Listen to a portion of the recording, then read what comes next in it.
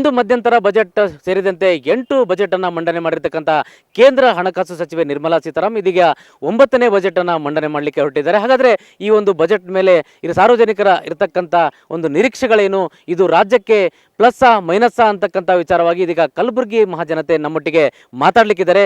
ಈ ಒಂದು ಬಜೆಟ್ ಯಾವ ರೀತಿ ನಿರೀಕ್ಷೆಗಳು ಇಟ್ಕೊಂಡಿದ್ದಾರೆ ಅಂತಕ್ಕಂಥ ವಿಚಾರವಾಗಿ ಇದೀಗ ನಾನು ಈ ಜನರನ್ನ ಮಾತಾಡ್ತಾ ಹೋಗ್ತೇನೆ. ಅವರ ನಿರೀಕ್ಷೆಗಳೇನು, ಯಾವ ರೀತಿ ಆಗುತ್ತೆ, ಇವು ರಾಜ್ಯಕ್ಕೆ ಪ್ಲಸ್ಸಾ ಅಥವಾ ಮೈನಸ್ಸಾ ಅಂತಕ್ಕಂಥ ವಿಚಾರವಾಗಿ ಇದೀಗ ಮಾತಾಡ್ತಾ ಹೋಗ್ತೀನಿ. ಸರ್, ಇದೀಗ ಕೇಂದ್ರ ಬಜೆಟ್ ಮಂಡನೆ ಆಗ್ತಾ ಇದೆ, ತಮ್ಮ ಒಂದು ನಿರೀಕ್ಷೆಗಳೇನು, ಮತ್ತೆ ಇದು ರಾಜ್ಯಕ್ಕೆ ಪ್ಲಸ್ ಅಥವಾ ಮೈನಸ್ ಯಾವ ರೀತಿ ನೀವು ಅದನ್ನು ನೋಡ್ತಾ ಇದ್ದೀರಿ? ಬಜೆಟ್ ಮೇಲೆ ಎಷ್ಟೆಲ್ಲ ನಿರೀಕ್ಷೆಗಳು ನಿಮಗಿದೆ? ಇವತ್ತು ನಾವೇನು ಕರ್ನಾಟಕ ರಾಜ್ಯದ ಜನರು, ಇಡೀ ದೇಶದ ಜನರು ಏನಂದರೆ ಇವತ್ತು ಮಧ್ಯಮ ವರ್ಗದವರು ಮತ್ತು ಕೆಳವರ್ಗದ ಜನರು ಏನಂದರೆ ಬೆಲೆ ಏರಿಕೆಯನ್ನು ಇವತ್ತು ಕಡಿಮೆ ಮಾಡ್ಬೋದು ಮತ್ತು GSTಗಳನ್ನು ಕಡಿಮೆ ಮಾಡುವ ಮೂಲಕ ಏನು ಪೆಟ್ರೋಲ್, ಡೀಸೆಲ್, ಗ್ಯಾಸ್ ಬೆಲೆ ಏರಿಕೆ ಇದೆ ಅವು ಎಲ್ಲವನ್ನು ಇವತ್ತು ಕಡಿಮೆ ಮಾಡ್ಬೋದು ಅನ್ನುವಂಥ ಒಂದು ಆಸೆ ಇದೆ. ಅದರ ಜೊತೆಗೆ ಏನದಂತ ಇವತ್ತು ನಿರುದ್ಯೋಗದ ಸಮಸ್ಯೆ, ಬಹುದೊಡ್ಡದಾದಂಥ ನಿರುದ್ಯೋಗದ ಸಮಸ್ಯೆ ಇದೆ.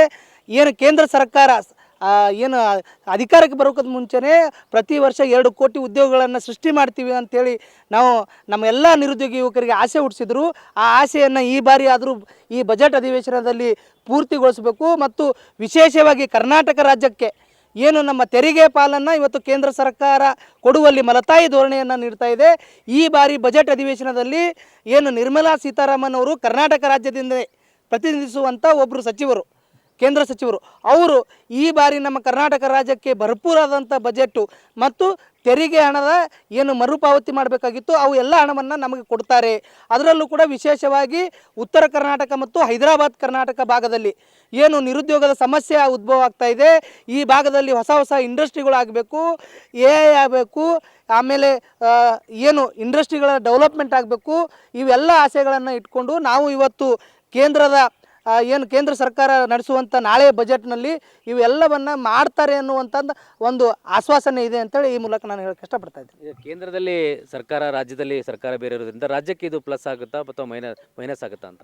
ಸರ್, ಇದುವರೆಗೂ ಅಂತೂ ಏನು ರಾಜ್ಯ ಸರ್ಕಾರದ ಏನು ಕಾಂಗ್ರೆಸ್ ಸರ್ಕಾರ ಇಲ್ಲಿವರೆಗೂ ಹೇಳ್ತಾ ಇದ್ದಾರೆ ಏನಂದರೆ ಇವತ್ತು ಕೇಂದ್ರ ಸರ್ಕಾರ ನಮ್ಮ ತೆರಿಗೆ ಪಾಲನ್ನು ಸರಿಯಾದ ಸಮರ್ಪಕವಾಗಿ ಕೊಡ್ತಾ ಇಲ್ಲ, ನಮಗೆ ಸಿಗುವಂಥ ಏನು ಹಣ ಬರಬೇಕಾಗಿತ್ತು, ಫಂಡ್ ಬರಬೇಕಾಗಿತ್ತು, ಆ ಫಂಡು ಇವತ್ತು ಕರೆಕ್ಟಾಗಿ ಬರ್ತಾ ಇಲ್ಲ ಅನ್ನೋದು ಅಪವಾದನೆ ಇದೆ. ಆ ಕಾರಣಕ್ಕಾಗಿ ಈ ಬಾರಿ ಆದರೂ ಕೇಂದ್ರ ಸರ್ಕಾರ ಇಡೀ ದೇಶನೇ ನಮ್ಮದು, ಯಾವ ರಾಜ್ಯಕ್ಕೆ ಎಷ್ಟು ಪಾಲು ಬರಬೇಕು ಆ ಪಾಲನ್ನು ಕೊಡಬೇಕು. ಒಂದು ವೇಳೆ ಕೊಟ್ಟಿಲ್ಲ ಅಂದರೆ ಈ ಭಾಗಕ್ಕೆ, ಅದರಲ್ಲೂ ಕೂಡ ವಿಶೇಷವಾಗಿ ಕರ್ನಾಟಕ ರಾಜ್ಯಕ್ಕೆ ಕೇಂದ್ರ ಸರ್ಕಾರದಿಂದ ಬಹುದೊಡ್ಡ ಮೋಸ ಆಗುತ್ತೆ ಅಂತೇಳಿ ಈ ಮೂಲಕ ನಾನು ಹೇಳಕ್ಕೆ ಇಷ್ಟಪಡ್ತೇನೆ. ಮತ್ತಷ್ಟು ಜನರನ್ನು ಮಾತಾಡಿಸುವಂಥ ಪ್ರಯತ್ನ ಮಾಡ್ತೀನಿ. ಸರ್, ಈಗ ಮಧ್ಯಮ ವರ್ಗದ ಜನರಿಗೆ ಏನು ಬೇಕು ಅಂತ ಅನ್ಸುತ್ತೆ ನಿಮಗೆ ಈ ಕೇಂದ್ರ ಬಜೆಟ್ನಲ್ಲಿ? ಈಗ ಎಲ್ಲರಿಗೆ ಬದುಕುವಂಥ ಅಟ್ಮಾಸ್ಫಿಯರ್ ಬೇಕಾಗಿರ್ತದೆ. ಸೆಂಟ್ರಲ್ ಸರ್ಕಾರದಿಂದ ಬಹಳಷ್ಟು ನಿರೀಕ್ಷೆಗಳಿದೆ ಜನಸಾಮಾನ್ಯರಿಗೆ. ಇಡೀ ರಾಷ್ಟ್ರದಂತಹ GST ಸುಮಾರು 18-20% GST ಅನ್ನು ಕಲೆಕ್ಟ್ ಮಾಡ್ತಾ ಇದ್ದಾರೆ.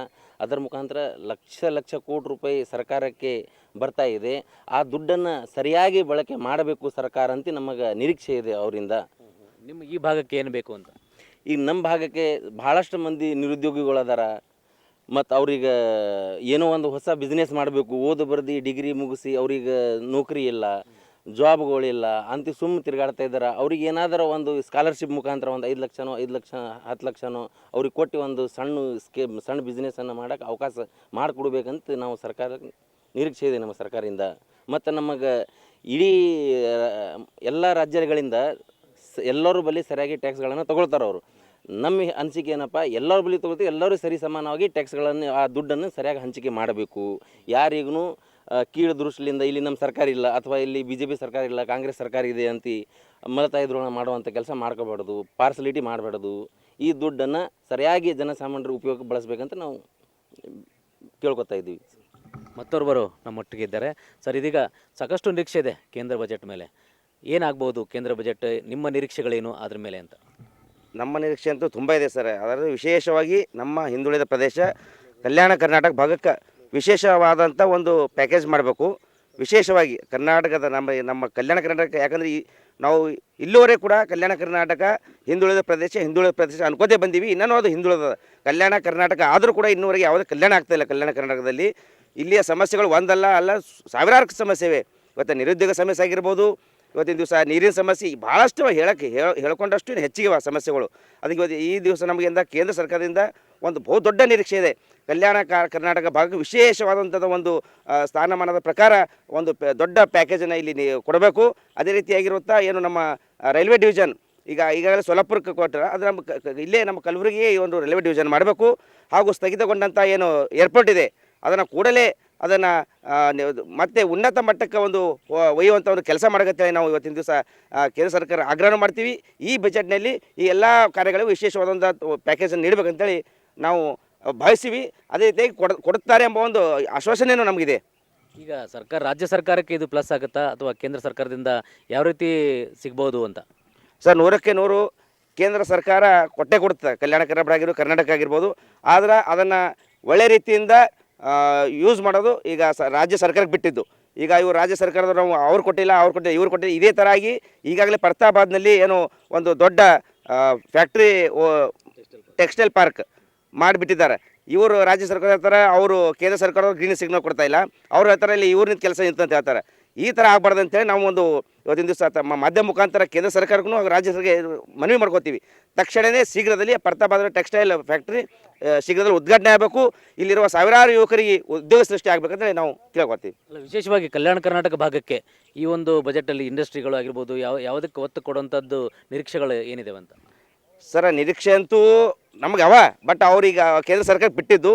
ಇವತ್ತು ನಮ್ಮ ಮಾಧ್ಯಮ ಮುಖಾಂತರ ಆದರೂ ಒಂದು ಅವ್ರಿಗೆ ಮುಟ್ಲಿ ನಾವು ಇಲ್ಲಿ ಕೇಳುವಂಥ ಒಂದು ಸಮಸ್ಯೆಗಳನ್ನು ಅವ್ರಿಗೆ ಮುಟ್ಟದ ನಂತರ ಆದರೂ ನಮ್ಮ ಕಲ್ಯಾಣ ಕರ್ನಾಟಕ ಭಾಗಕ್ಕೆ ವಿಶೇಷವಾದ ಒಂದು ಅನುದಾನ ಕೊಡಲಿ ಅಂತೇಳಿ ನಾವು ಮನವಿ ಮಾಡ್ಕೊಳ್ತಾ ಇದ್ದೀವಿ. ಈಗ ಏರ್ಪೋರ್ಟ್ ಸ್ಥಗಿತ ಆಗಿರ್ತಕ್ಕಂಥದ್ದು ಉಡಾನ್ ಸ್ಕೀಮಲ್ಲಿ ಇತ್ತು ಅದು.